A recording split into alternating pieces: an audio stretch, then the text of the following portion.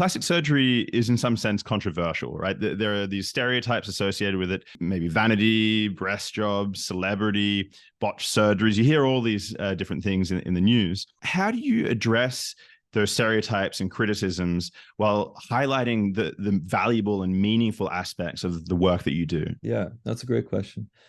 Basically, surgery, any kind of surgery, is like it's like a medication. Sometimes people think surgery, medications, they think it's totally different things. But I mean, it's you're trying to give people something to like improve their life or help them live longer or cure a cancer or help them feel better about themselves. It's all more or less interrelated. And when you have a medication, uh, people talk about supplements and like whatever, but if it and some supplements obviously work and can help, but when you have like an actual like drug medication, it has its like therapeutic window.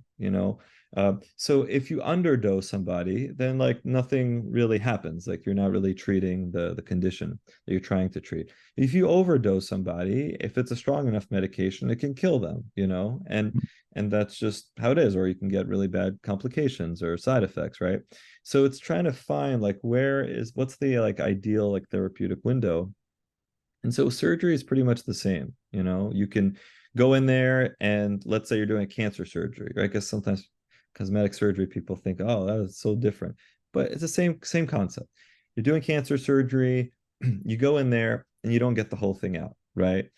That could be for different reasons. It could be for lack of skill. It could be just because you went in there and the cancer is spread and it's impossible to get it all out. But either way, whatever the reason is, you've essentially underdone the surgery, and that may have been in your control and may not have been in your control. And then the cancer spreads and it can kill the person, whatever, right? They might need chemo, whatever it is. Or you can go in there, right, and you get the cancer out, but you've also now destroyed some other normal tissue, right? And sometimes that's inevitable, but sometimes it's actually preventable.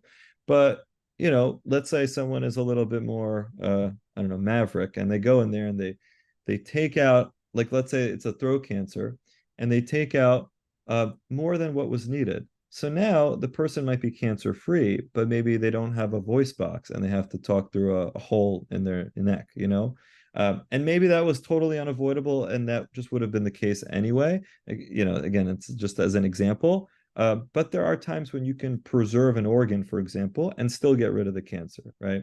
So again, therapeutic windows. Sometimes the only way to help someone is to do something a little bit more involved, right? To Mm-hmm. address the issue. So kind of translating that to cosmetic surgery, it's similar, right? So like some people think, oh, all I need is a little bit of Botox or all I need is a little bit of filler, right? These things are not without their risks. So even though it seems like a more minor thing, it doesn't always address the problem, right? Like someone's trying to look better, they're trying to look more lifted. They might get filler and it might actually make them look more heavy.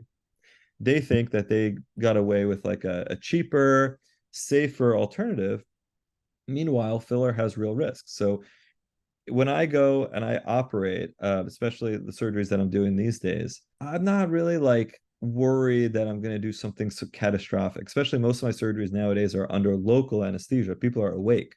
So, the biggest risks with surgery usually are anesthetic complications. Mm-hmm. Like they get put under, they could have a real problem. I mean, there are rare things that can happen.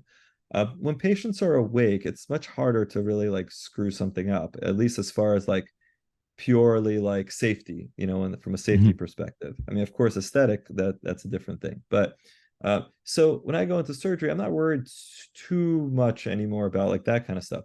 When I was doing filler injections, in the back of my mind, knowing as much as I know about what could happen, if you don't know, then great. You're kind of naive in your naive approach. You're just injecting people. It's fine. But when you realize that, like, you could get filler into a blood vessel and it could cause someone blindness, it can cause a stroke if it's like bad enough. I mean, those are types of risks that just don't exist with especially the types of surgeries that I'm doing. I mean, there are surgeries where Mm-hmm. those risks are real, but so in many ways, non-surgical things sometimes can be more risky than surgical. And so people, they get confused about where the real risk lies. But with surgery, of course, there's risk and then there's therapeutic potential. So with cosmetic surgery, there is a place, there's a happy place where if you take the right patient, right, who's the right candidate, both Hmm. anatomically and like psychologically, you have the right candidate, you perform the right surgery that's appropriate for that person, they can look much better, they can feel much better, and that's like a beautiful thing. But if you choose the wrong person, if you choose the wrong surgery, if you perform the surgery incorrectly or whatever, you know, things could end up even worse, than where they started, you know? So the way I see it is a lot of times things aren't really being selected properly. Surgeries aren't necessarily always being done appropriately. They're either being overdone, underdone, right? Where you like, let's say you're trying to do a facelift for someone and you decide, you know what? I don't really know the latest techniques because maybe you're an older surgeon or you're just, I don't know, you just like didn't really learn too much about facelifting and you're like, I'm just going to go trim a little bit, make the same cuts as you would for any facelift, but now I'm going to just pull the skin really tight, cut a little bit of extra skin, suture it back up. Easy fix, easy peasy. You do it at local anesthesia in the office. Patient, they look tighter. They feel maybe good for a couple of months, but then you realize that the scars have like widened because there's too much Hmm. tension. The skin has gone back down to where it used to be after a couple of months. The person they're pissed off. They're not happy. They're not happy. They have these scars. They don't look that lifted. They don't look too rejuvenated. That may have been a cheaper surgery. It may have been a surgery that was sort of easier to do. That doesn't mean it's achieved the outcome that was actually like sought after. So I mean, I think a lot of this stuff comes down to nuances and not just saying like, oh, cosmetic surgery is good, cosmetic surgery is bad. It's like it can be good and it can be bad. It's just like I think people haven't stopped to really think about the nitty-gritty, like detailed, nuanced approach to, and this is like, imagine, I don't even, it's not like I was ever trained to do all plastic surgeries that are cosmetic, right? There's so many different kinds. So I usually will stay within my lane of the stuff I know really well, to give people all this information so that they can make informed decisions, you know? But there's lots of other, body plastics that's not even my background.